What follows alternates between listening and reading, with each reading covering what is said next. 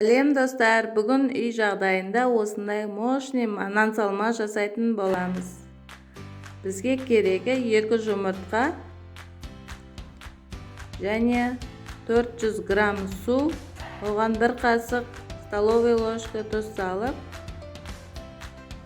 қатты қылып қамыр илейтін боламыз. Сіздер де жасап көрсеңіздер болады.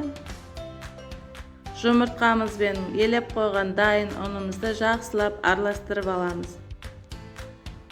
Жақсылап араластырып алған ұнымызға дайындап қойған тұз суымызды араластырып, осындай қамыр илеп 5 минутқа тұндырып қоямыз.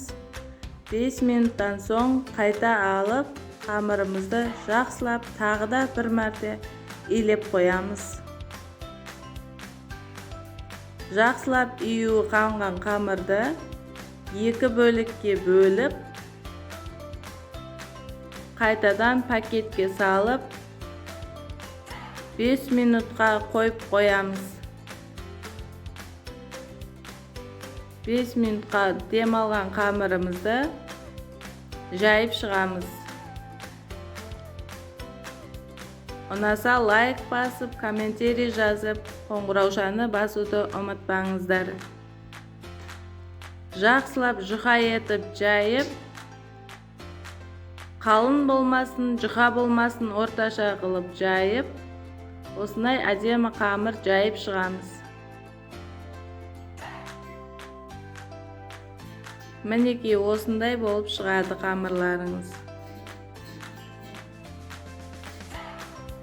Осылай қамырымызды орап алып, барлығын бір тегіс қып орап алып, кесіп шығамыз осылай. Барлығын кесіп болған соң, арасын осылай ашып шығамыз қамырымыздың.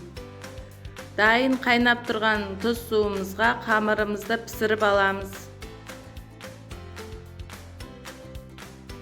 Көбігі тарқаған соң, 1 кружка мұздай суымызды құйып, қамырымызды сүзіп, үстіне подливкасын салып, міне осындай нан салма болып